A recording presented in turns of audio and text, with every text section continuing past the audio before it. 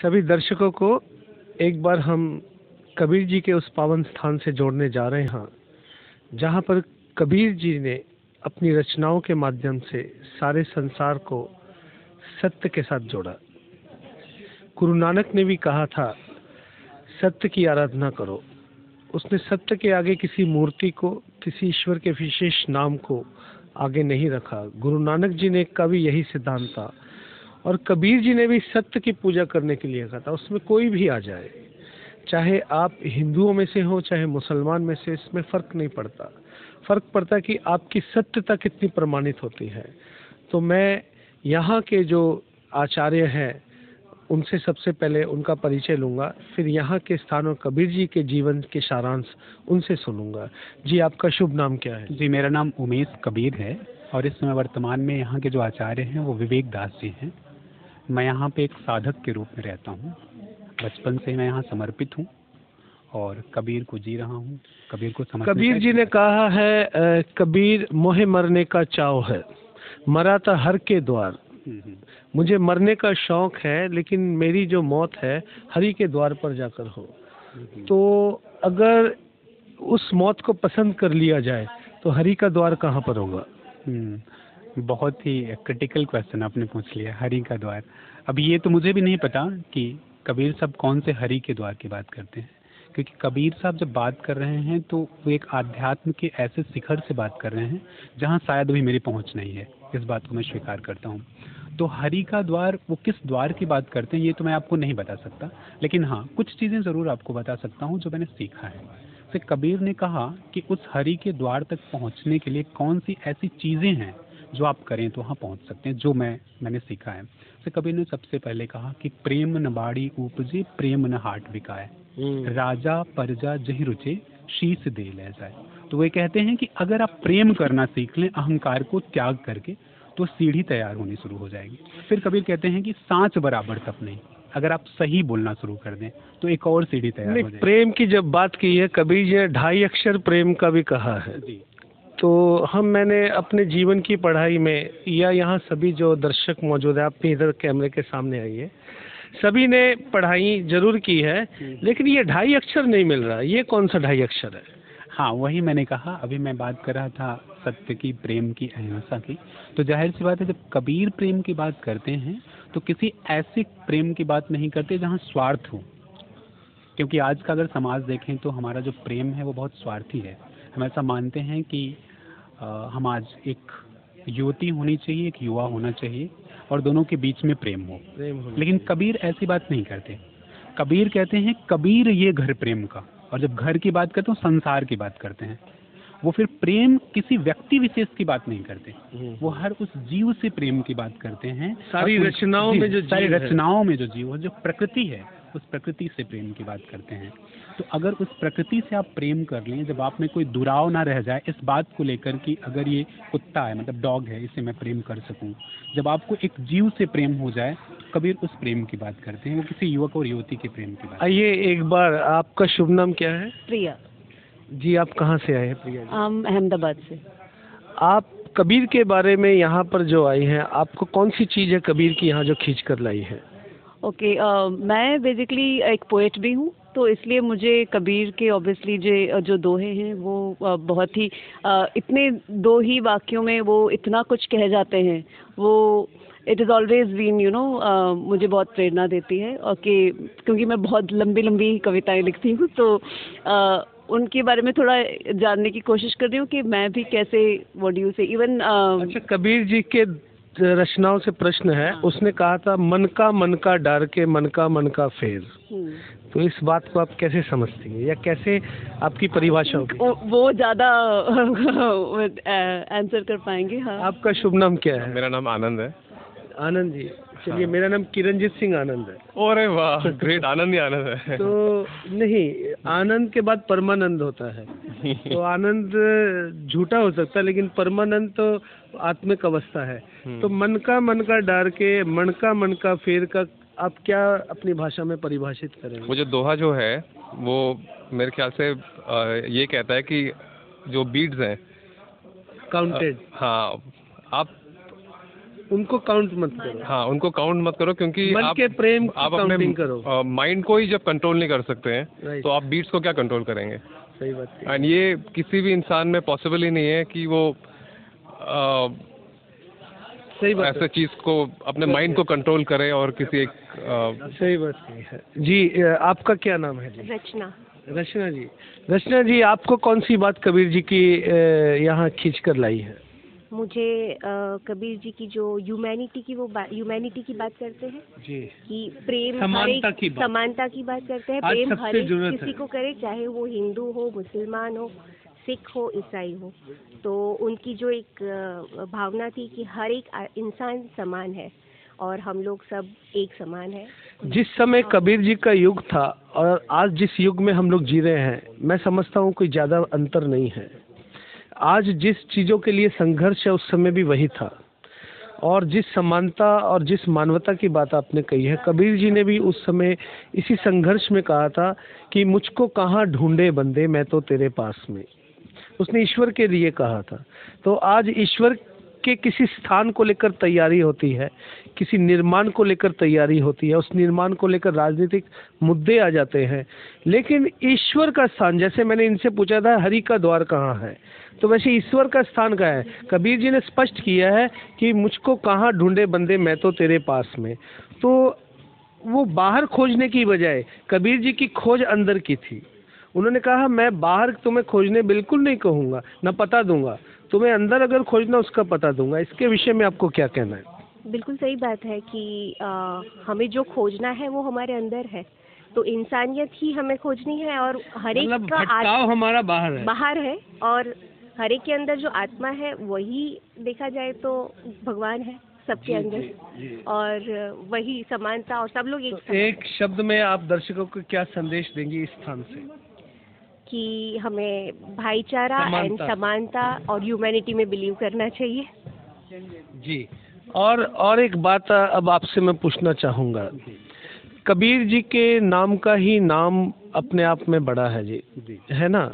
हम किसी के बारे में जब सोचते हैं ना, तो उसकी जीवन रचना, उसके जीवन का कद या उन्होंने क्या क्या किया, वो सारी बातें शामिल होती है। लेकिन हम कबीर जी को पढ़कर सोच ले कि कबीर जी को समझ लिया, ये तो बहुत मुश्किल बात है। कबीर जी को समझने के लिए आपकी नज़र में कौन सा दृष्टिकोण अपनाना जरूरी है? अभी जैसा रचना जी ने बताया जी, इंसानियत सबसे बड़ी बात है। और कबीर साहब ने जहाँ भी बात की वो ह्यूमैनिटी की बात की। जी। तो अगर हम एक अच्छे इंसान हो जाएं तो निश्चित ही हम कबीर साहब की उस दृष्टिकोण को समझना शुरू कर देंगे। क्योंकि जैसे हम इंसान होते हैं तो फिर हम कुछ और नहीं रह जाते। बनावटपन जो है वो अपने आप खत्म हो जाता है। प्रेम की ओर हम बढ़ने लगते हैं। बुरी बातें हमें अच्छी नहीं लगती, अच्छी बातें अपने आप अच्छी लगने लगती हैं। और फिर हम क्या करते हैं, फिर हम उस पथ पर बढ़ने लगते हैं। तो अगर हम ऐसा करें, इंसान बन जाएं। अभी क्या हो रहा है देखिए, अगर अभी आपने बहुत अच्छी बात कही कि मुँह को कहाँ ढूंढे रे बंदे, मैं तो तेरे पास में। आज की स्थिति क्या है? आज तो सिर्फ वितंडा लाभ है। आप मठों में चले जाएं, मंदिरों में चले जाएं। मैं स्वयं एक मठ में रहता हूं। मंदिरों में चले जाएं, आपको तमाम ऐसे ज्ञानी यहाँ तहाँ जरूर मिल जाएंगे जो बहुत सारी ज्ञान की बातें लेकर घूमते हैं। अब इस पर एक प्रश्न उठता है। मैं एक संस्था में कुछ साल बिता देता हूँ और उसके माध्यम से धार्मिक शिक्षा ग्रहण करता हूँ। मेरे पास दो माध्यम आ जाते हैं, एक वो जो धार्मिक शिक्षा है, दूसरा वो उस मठ की जो परंपरा है, मैं उसको भी अपना लेता हूँ। तो मेरे लिए ज़रूरी क्या है? मेरे लिए ज़रूरी था वो धार्मिक शिक्षा को सिर्फ ग्रहण करना। फिर जब मैं उस मठ की सारी कानूनी प्रक्रिया, विधि व्यवस्था में आता हूँ, तो कुछ लोग मुझसे सहमत नहीं होते। वो मुझे कहेंगे कबीर जी की बात तुम कहो, मैं सहमत हूँ, लेकिन तुम अपनी संस्था की बात कहोगे तो वो मेरे से जरा से भिन्न होगी। तो कबीर जी ने दुनिया में आकर जब ईश्वर की बात कही थी तो विभाग को छोड़ दिया था। उन्होंने कहा था खुले मैदान में ईश्वर के दर्शन करो, तुम्हें राम को घेर कर चार दीवारी बनाने की आवश्यकता नहीं है। एक और प्रश्न आपसे मैं करूँगा कि जिसने कृष्ण को ध्याया है वो कृष्ण को सुदर्शन चक्र में भगवान मानते हैं। जिसने रामचंद्र जी को ध्याया है उसने तीर कमान के साथ राम को मानते हैं। अब दोनों भक्तों में एक मतभेद हो जाता है कि वो कतई भी ये मानने को तैयार नहीं कि राम सुदर्शन चक्र लेकर खड़ा है। और कृष्ण तीर कमान लेकर खड़े हैं। ये मानसिकता धर्म में आ जाती है। तो ऐसे में जो ईश्वर का मूल स्वरूप है, जिसे कबीर जी ने सत्यापित किया है, जिसे कहा गया है कि वो किसी भी स्वरूप में, किसी भी अवस्था व्यवस्था में तुम्हारे पास, तुमसे दूर, तुमसे कुरूप, तुमसे सुंदर, तुमसे ज्ञानी, तुमसे अज्ञानी, किसी भी रूप में मिल सकता है। ठीक है ना। जैसे मैंने वहाँ भी शास्त्रार्थ की एक घटना सुनी है। तो ऐसे हमारे पास कभी भी मुकाबला करने के लिए व्यक्ति आ जाते हैं धर्म के नाम पर या ईश्वर के नाम पर। कबीर जी की वाणी फिर हमें इतना अंदर से शांत करती है, और ईश्वर का जो मूल स्वरूप है, जो उसके स्वभाव में, सहज अवस्था में, वो आप इस अवस्था को कैसे अपनी भाषा में चरितार्थ करेंगे? देखिए, सबसे पहले तो मैं बताऊं, कबीर साहब जो है किसी धर्म की स्थापना की बात नहीं करते, ईश्वर की बात करते हैं। मैं भी वही कह रहा हूँ। कबीर साहब ने बात चाहे जहाँ से कही, आज मैं आपसे ये बात कबीर चौरा मठ में खड़ा होकर कह रहा हूँ, जो कबीर चौरा मठ की स्थापना कबीर साहब के जगह पे हुई। लेकिन मैं जहाँ तक जानता हूँ, कबीर साहब ने इस मठ की स्थापना नहीं की जी। अपनी बात को कहने के लिए उन्होंने किसी मंदिर की स्थापना नहीं की, किसी बिल्कुल। मस्जिद की स्थापना नहीं की। बेबाक बेझिझक अपनी बात उन्होंने सत्य कह दी। तो बिल्कुल। सत्य को कहने के लिए किसी भी तरह के मुलम्मे की कोई जरूरत नहीं। बिल्कुल। आपको किसी भी तरह के, राम को आप सुदर्शन चक्र में नहीं देख सकते, कृष्ण को आप धनुष में नहीं देख सकते। ये सब क्या है? ये सब तो सिर्फ और ये प्रतीक है। ये सिर्फ एक छलावा है। छलावा है। क्योंकि कबीर जब बात करते हैं तो निर्गुण ब्रह्म की बात करते हैं, अनुभव की बात करते हैं। आप तो दर्शकों, आपको अगर निर्गुण के बारे में पता होगा तो आप जरूर संतुष्ट होगे। अगर नहीं पता, मैं एक बात बताना चाहता हूँ। सिख धर्म में ईश्वर को निर्गुण स्वरूप में माना गया है। ईश्वर के 3 स्वरूप हैं। एक है सरगुण, एक है निर्गुण, और एक जो है गुण, वो ये है जो आप अपना अनुभव करेंगे उससे उसका प्रकाश मिलेगा, अनुभव प्रकाश। जिसे गुरु गोविंद सिंह ने कहा, ईश्वर अनुभव प्रकाश है। हर एक के जीवन में ईश्वर के दर्शन होते हैं, लेकिन सबका अनुभव अलग अलग होता है। ये जरूरी नहीं कि इनकी अवस्था का ईश्वर मेरी अवस्था में शामिल हो जाए। लेकिन कबीर जी ने सत्य को इस तरह से उद्घाटित किया है। आज साइंटिफिक जमाना है, हर चीज़ साइंस से नापी तोली जाती है। कहीं पर कबीर जी के कहे एक शब्द की कमी कोई नहीं निकाल सकता। उसका रीज़न यही है, कुदरत के अनुसार उन्होंने भौतिकवादी बातों को परे हटाकर उन्होंने सिर्फ कुदरत के अधिनियमों को सामने रखकर ईश्वर को प्राप्ति करने का मार्ग चुना था, और यही रास्ता गुरु नानक जी का था। सिख धर्म में कबीर जी की वाणी को शामिल करने का एकमात्र आपसी तालमेल यही था कि वो भी कुदरत में ईश्वर को ढूंढ रहे थे, और 10 गुरु भी कुदरत में ईश्वर को ढूंढ रहे थे। और यही बात गुरु ग्रंथ साहब में भी कही गई है, अव्वल अल्लाह नूर उपाया कुदरत के सब बंदे, एक नूर ते सब जग उपजया, कौन भले को मंदे। ये एक नूर से सारे उपजे है। और कबीर जी के जीवन का संघर्ष भी यही था। वो सबको एक नूर की बात बताकर, और उसी के सारे बच्चे हैं, उसी के सारे इस रचनाकार के हम हिस्से, यही कबीर जी का संदेश था। और इन्होंने भी वही बात की। आखिर में मैं इनसे फिर एक बार संक्षेप में, आप सारे कैमरे के सामने में आ जाइए जो यहाँ पर दर्शन करने आए हैं। हम लोग को इस बात की बहुत खुशी हो रही है कि हम कबीर जी के मठ में हैं, और हमारे साथ उनके अनुयायी यहाँ पर बहुत प्यार दे रहे हैं, बहुत मोहब्बत दे रहे हैं। इनकी मोहब्बत से लगता है कि कबीर जी के मार्ग पर चलने वाला, उनकी वाणी को समझने वाला ऐसे ही मोहब्बत करेगा। आप एक प्यार भरा एक पैगाम, एक संदेश इस धरती पर जो धर्म को लेकर उन्माद है, धर्म को लेकर जो आपसी संघर्ष है, जो एक अल्लाह और राम के बीच, आरती और अजान के बीच जो लड़ाई चल रही है, इसके बीच एक साझा संदेश आप दीजिए, ताकि हम लोग आपके साझा संदेश में सहमति प्रगटाकर इस वार्ता को यहाँ समाप्त करेंगे। जी, कबीर साहब ने कहा, एक बहुत ही अच्छा उदाहरण देते हुए उन्होंने कहा है कि मैदा एक पकवान बहु। अगर आप देखें तो तमाम पकवान जो है वो मैदे की मदद से बनते हैं। तो कबीर साहब ऐसे ही धर्म को बताना चाहते हैं कि हम चाहे अल्लाह के रूप में माने, चाहे हम उसे भगवान के रूप में माने, चाहे हम सिख धर्म में उसे गुरुओं के रूप में माने, या फिर हम अन्य धर्मों में जाकर के वो जिस भी स्वरूप में ईश्वर को मानते हैं, किसी भी रूप में माने, लेकिन उसका जो स्वरूप है वो मैदे का है, मतलब एक है। बनत प्रतिकृति एक अलग है, हाँ, सोर्स है एक है। जी, प्रतिकृति अलग अलग हो सकती है। तो अगर प्रतिकृति एक है, मतलब प्रतिकृति अलग अलग है लेकिन स्वरूप एक ही है, एक ही चीज़ है, तो झगड़ा किस बात का।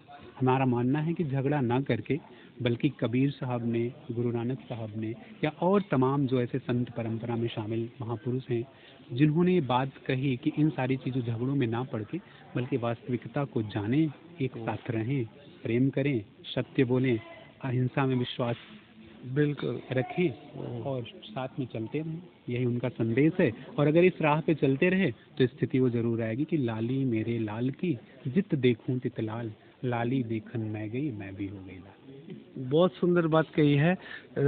मैं सभी दर्शकों से एक बार फिर आज के इस वार्ता का अंतिम जो संदेश है वो साझा यही करना चाहता हूँ कि हम एक ही मिट्टी से बने हैं, एक ही माटी के हैं हम।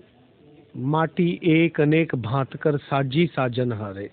एक मिट्टी से भांति भांति के रूप उस साजनहारे ने सजाए हैं, जिसमें से कोई सिख हुआ, कोई हिंदू, कोई मुसलमान। ये हमारे बनाए हुए धर्म हैं।